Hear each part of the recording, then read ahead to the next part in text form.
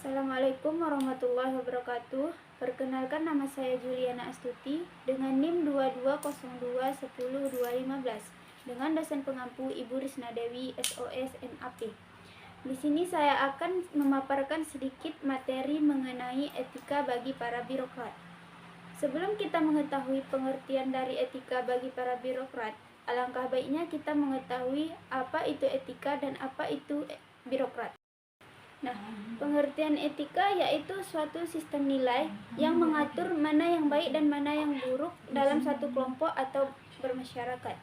Contohnya dalam banyak budaya, nilai etika melibatkan konsep seperti jujur, adil, dan menghormati hak asasi manusia.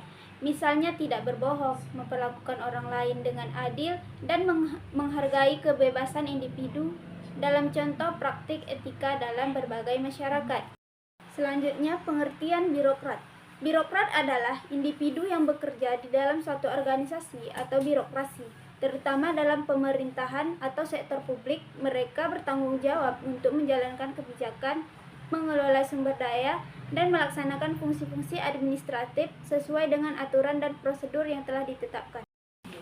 Birokrat seringkali memiliki tanggung jawab untuk memberikan pelayanan publik, membuat keputusan berdasarkan kebijakan, dan memastikan efisiensi dalam pengelolaan administrasi suatu lembaga dalam organisasi. Sebagai contoh, seorang birokrat di dalam sebuah perkantoran pemerintah dapat terlibat dalam penyusunan kebijakan publik, pengelola anggaran, dan memastikan bahwa layanan masyarakat dijalankan sesuai dengan peraturan yang berlaku. Jadi, pengertian etika bagi para birokrat adalah seperangkat norma dan prinsip-prinsip moral yang mengatur perilaku dan tindakan mereka dalam menjalankan tugas-tugas administrasi dan pelayanan publik. Selanjutnya, adapun prinsip-prinsip etika para birokrat. Yang pertama, transparansi. Contohnya, memastikan bahwa keputusan dan kebijakan birokrat dapat diakses oleh publik, misalnya dengan menyediakan informasi secara terbuka di situs web resmi atau dalam pertemuan umum. Yang kedua, ada akuntabilitas.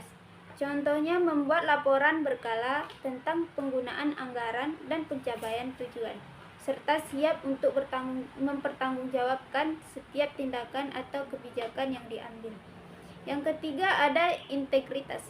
Contohnya, menolak suap atau gratifikasi, serta menjaga kejujuran dalam melaksanakan tugas-tugasnya, misalnya dengan tidak memanfaatkan jabatan untuk kepentingan pribadi.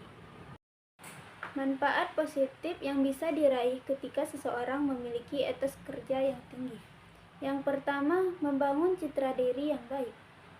Contohnya, seorang pegawai yang telah profesional selalu memberikan hasil terbaik dan konsisten dalam kinerjanya akan mendapatkan reputasi sebagai pekerja yang dapat diandalkan dan kompeten. Yang kedua, meningkatkan produktivitas.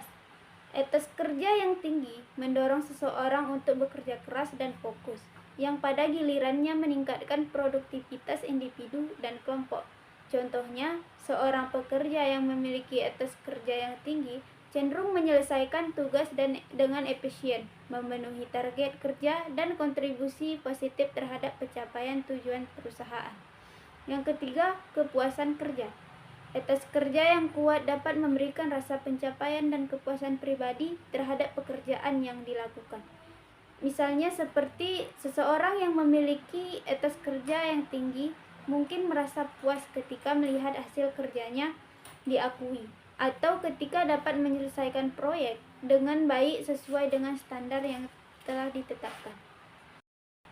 Betam 1990 memperlihatkan 3 elemen pokok dalam konsep birokrasinya. Ketiga elemen itu antara lain: yang pertama, birokrasi dipandang sebagai instrumen teknis. Yang kedua, birokrasi dipandang sebagai kekuatan yang independen dalam masyarakat, sepanjang birokrasi mempunyai kecenderungan yang melekat pada penerapan fungsi sebagai instrumen teknis tersebut. Yang ketiga, pengembangan dari sikap ini karena para birokrat tidak mampu memisahkan perilaku mereka dari kepentingannya sebagai suatu kelompok masyarakat yang partikular. Mungkin hanya ini yang dapat saya sampaikan. Lebih dan kurang saya mohon maaf. Assalamualaikum warahmatullahi wabarakatuh.